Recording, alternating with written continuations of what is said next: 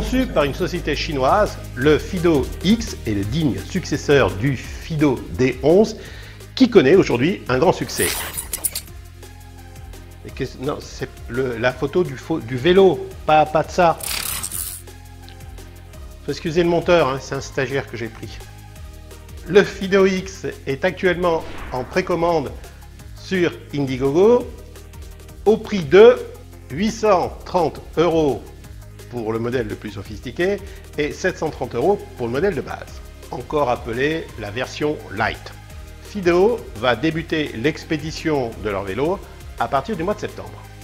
Vu qu'ils ont largement dépassé les objectifs de la campagne de financement, vous êtes tranquille, vous serez livré. Il y a plusieurs nouveautés sur ce Fido X par rapport au Fido D11. D'abord le cadre, qui est en magnésium au lieu d'être en aluminium. Sa batterie de 418 Wh, soit 11,6 Ah, est intégrée dans le tube de sel. Évidemment, elle est amovible. Et pour pouvoir l'enlever, vous avez directement un clavier à code. C'est pas mal ça, non? Au niveau du moteur, il est très petit. C'est un moteur de 250 watts, ça vous avez l'habitude. Et il développe 40 Nm de couple. Oui, c'est plutôt un vélo de ville, ça c'est certain. Son autonomie sera d'environ 50 km. Et pour une batterie de 11,6 Ah, c'est correct. Donc là, rien à dire. C'est même très bien pour un mini-vélo. Ouais, parce que un mini-vélo, c'est pas vraiment fait pour faire des longues distances. Nous sommes d'accord. Alors, une des grosses différences, mis à part le cadre qui est en magnésium par rapport au Fido D11, c'est que, a priori, sur le Fido D11, le capteur de pédalage, le capteur de force en l'occurrence, capteur de couple, il n'était pas vraiment au point. Là, il a été complètement modifié, donc pour avoir un capteur de couple sur le Fido X beaucoup plus performant. Mine de rien, c'est intéressant cette modification puisque cela veut dire que le fabricant est à l'écoute de ses clients. Que dire de mieux? Voilà, je crois que j'ai tout dit sur ce Fido X. Le poids, oui, j'avais oublié de parler de ça. Le poids, il fait 17 kg en ordre de marche. Oui, qu'est-ce qu'il y a? Ah, les liens, les liens, ils savent où c'est que ça se trouve. On débute l'émission, mais ils le savent déjà dans le descriptif de la vidéo.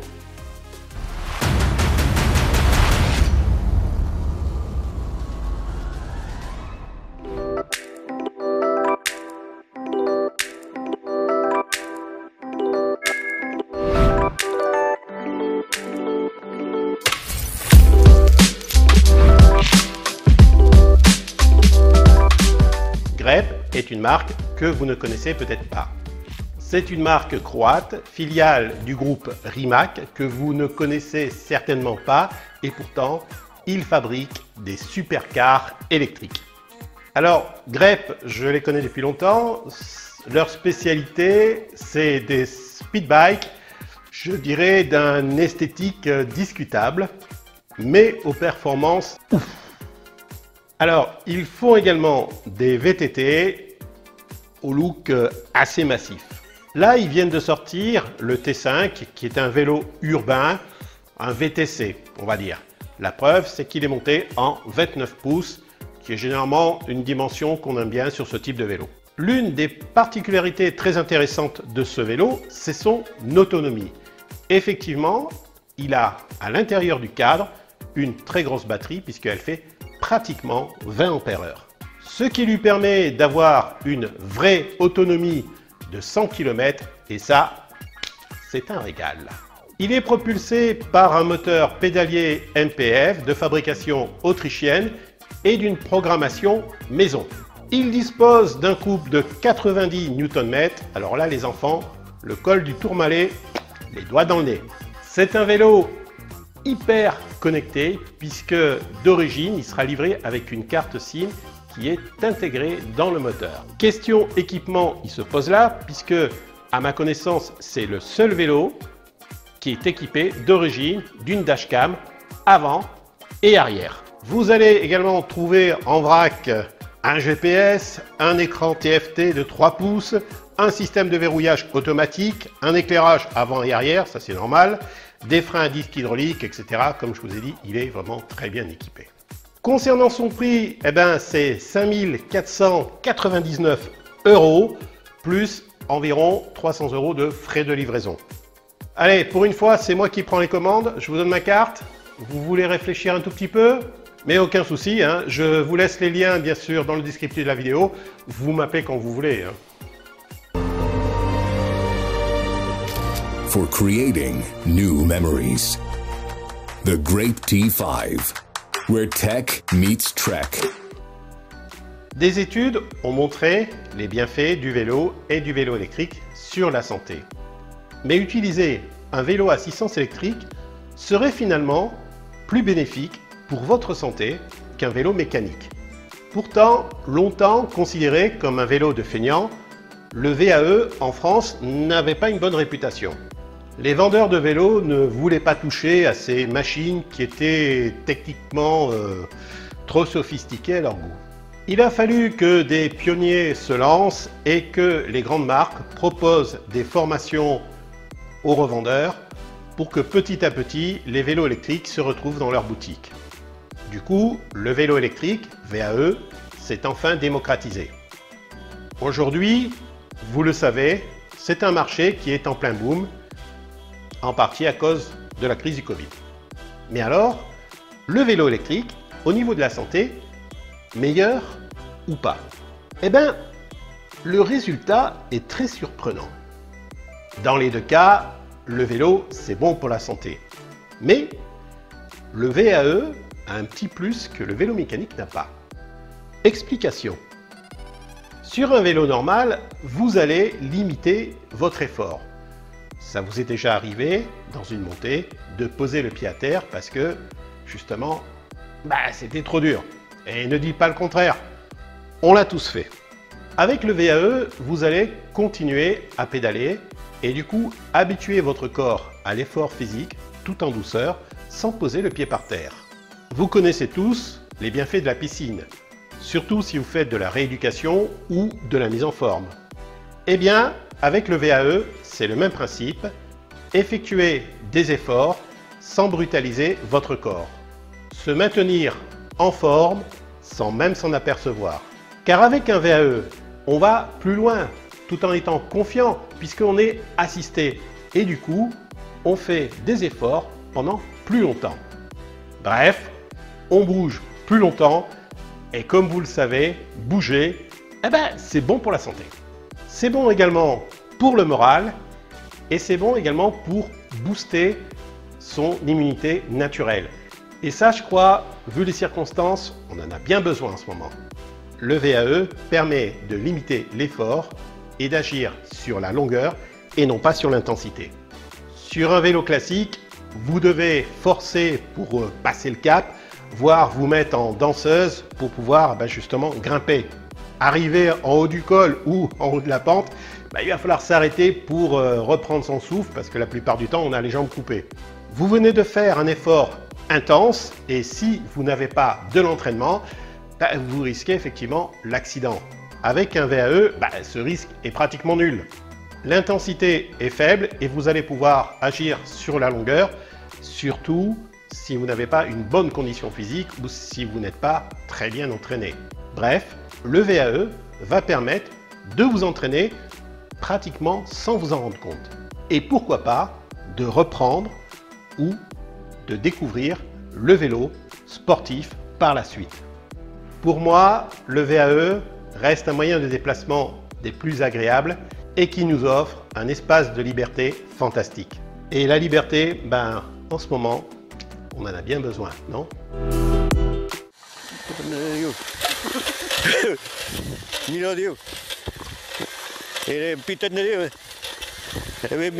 En 2005, les Français découvrent Léonce Rudel, un précurseur en matière de rétrofit.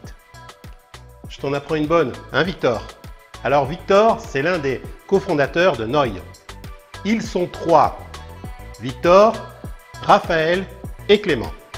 Et je pense pouvoir dire, messieurs, que vous êtes ses héritiers. Noy est la première solution pour convertir les véhicules 2 et 3 roues à essence en véhicules 100% électriques. Cette conversion de votre véhicule s'appelle le rétrofit. Le rétrofit, c'est quoi? C'est tout simple, c'est de l'économie circulaire adaptée pour les véhicules. Noil valorise les véhicules existants en leur donnant une seconde vie respectueuse de l'environnement en les convertissant à l'électrique. Comme vous l'avez compris, Nois est une entreprise qui s'est spécialisée dans la transformation de véhicules thermiques 2 roues en véhicules électriques. Il faut savoir que depuis le 4 avril 2020, il est possible de retirer le moteur d'un véhicule thermique ainsi que le réservoir pour mettre à la place un moteur électrique et une batterie sans enlever l'homologation de ce véhicule. Cela s'appelle le rétrofit et vous bénéficiez même d'une prime de 1100 € pour pouvoir effectuer ces travaux. Ce qui fait qu'en finalité, la transformation, elle est vraiment abordable. Alors, ça se passe comment? Je vais prendre l'exemple sur un engin que tout le monde connaît, je pense, le fameux vélo Solex. Le moteur extérieur est conservé. On va enlever la partie côté volant magnétique pour pouvoir mettre un moteur électrique. Du coup, la transmission par galet, elle est conservée. Et dans le cas du vélo Solex, le réservoir est conservé également, mais ça c'est juste pour des raisons esthétiques. La batterie, quant à elle, elle est mise sur le porte-bagages. Et en finalité, pour moins de 500 €, vous repartez avec un Solex électrique qui a l'apparence d'un Solex thermique, mais qui ne fait pas de bruit. Et c'est pareil pour les mobylettes et les scooters. Le but est de laisser un maximum de pièces sur le véhicule, même si ces dernières ne sont plus utilisées, comme par exemple le bloc moteur qui va être laissé sur le scooter mais vidé de son huile. Alors l'huile va être recyclée, mais également les pièces que l'on va enlever du véhicule vont être recyclées. Et l'ensemble du véhicule sera recyclé lorsqu'il arrivera en fin de vie. Ouais, quand il ira à la casse. Si ce type de transformation vous intéresse, je suis certain qu'elle vous intéresse, je vous laisse les liens bien sûr dans le descriptif de la vidéo et vous pouvez les contacter directement pour leur demander plus d'informations. Vous pouvez également les contacter de la part d'e-Bike News, ça mange pas de pain. Faites du bien à la planète, faites du bien à votre portefeuille et convertissez votre véhicule électrique avec Noil. Ah oui, j'oubliais, vous n'avez pas de véhicule? Pas de panique, Noil propose également à la vente des véhicules déjà convertis à l'électrique.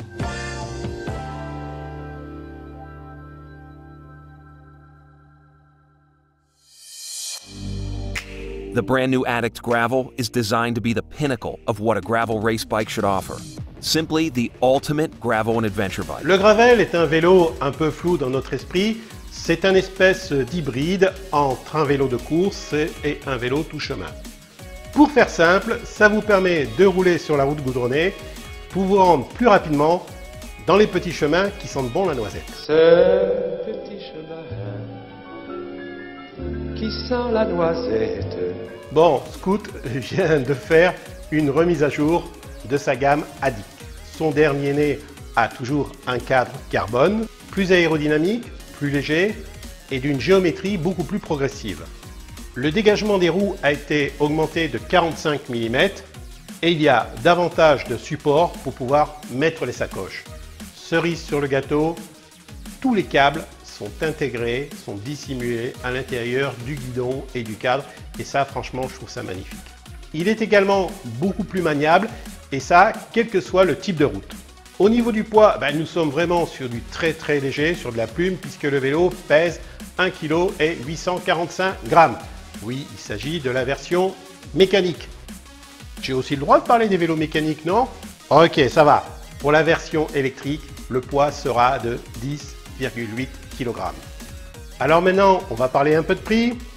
Alors, de 2599 € à 8499 € pour la version sans assistance. Et pour la version avec assistance, c'est de 6490 € à 9499 €. Vous pouvez payer en plusieurs fois, oui. Du coup, je vous mets les liens dans le descriptif de la vidéo ou je vous les mets pas. Ouais, je suis pas comme ça, je vais les mettre.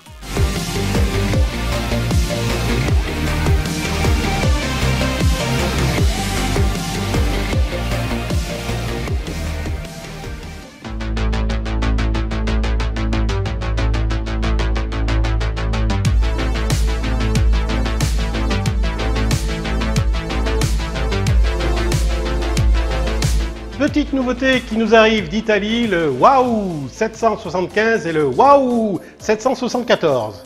Vous avez compris comment ils ont trouvé le nom de leur scooter? Tu vois passer le scooter et Waouh. Justement, au niveau esthétique, à vous de me dire dans les commentaires ce que vous en pensez.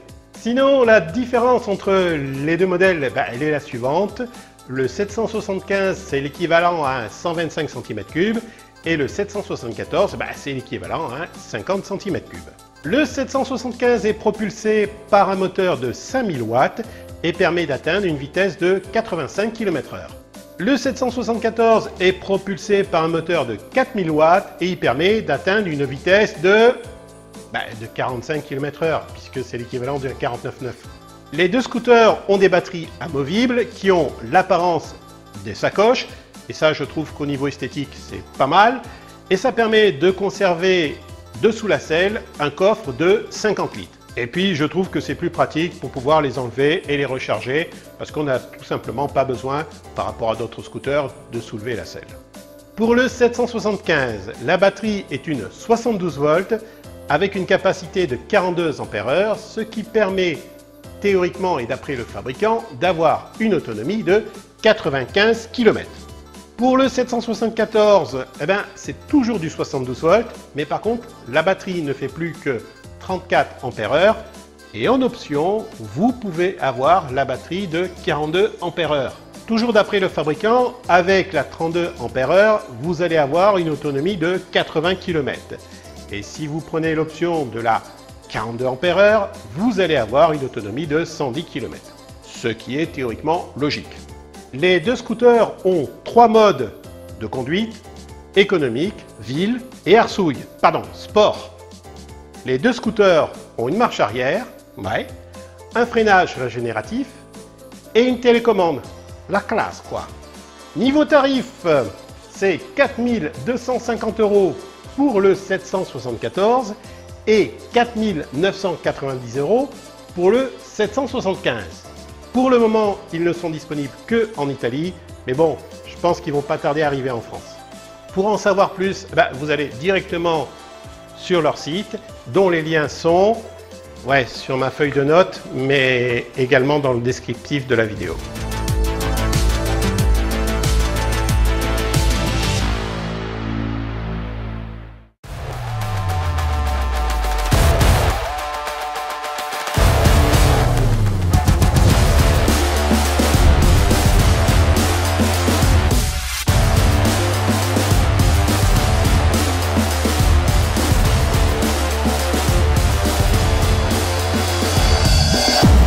Proposée sur la plateforme de financement participatif Indiegogo, elle a déjà atteint ses objectifs puisqu'ils ont récolté 160 000 $.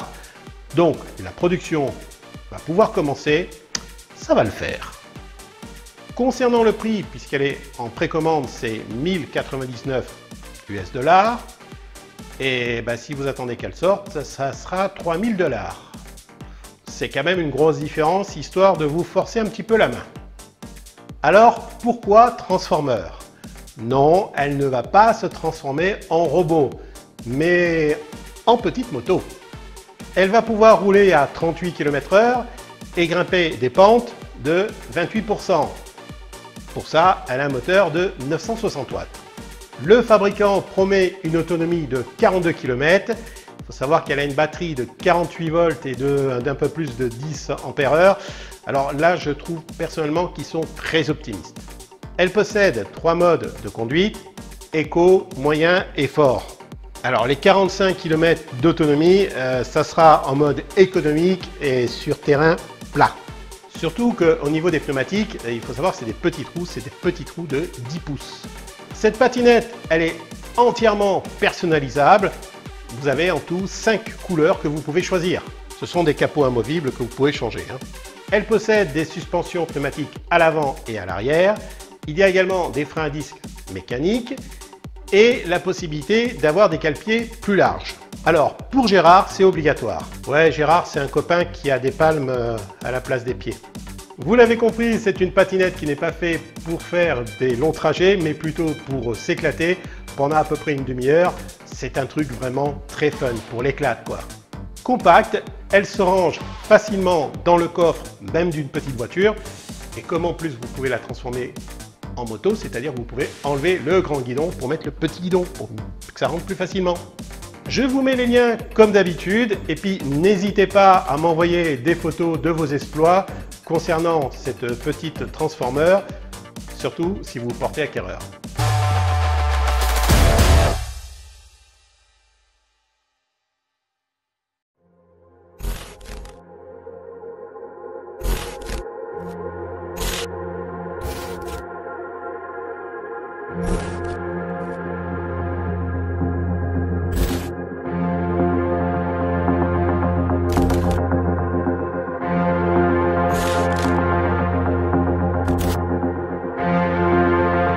Dans l'émission d'e-Bike News de juin, je vous avais parlé d'une patinette des mers électrique.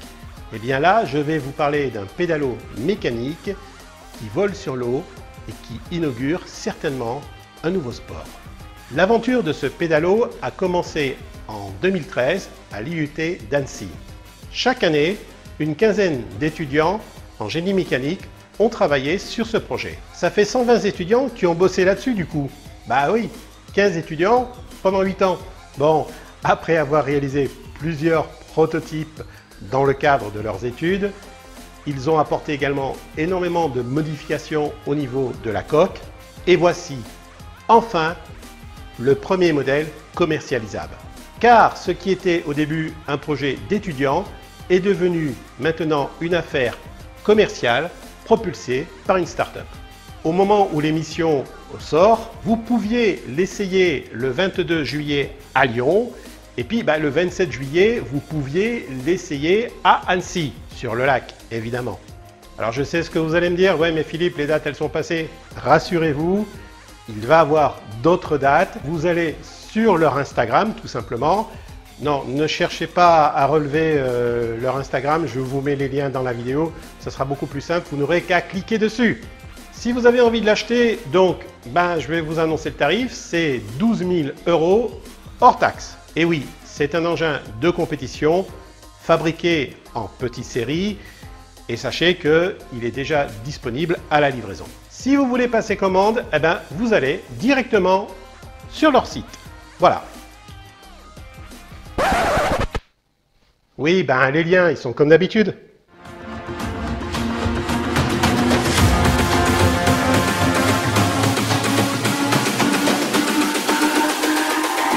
It's all about humanity. E-Bike News, c'est fini. Vous pouvez partir en vacances si ce n'est pas déjà fait. N'oubliez pas vos vélos et moi je vous dis au mois prochain.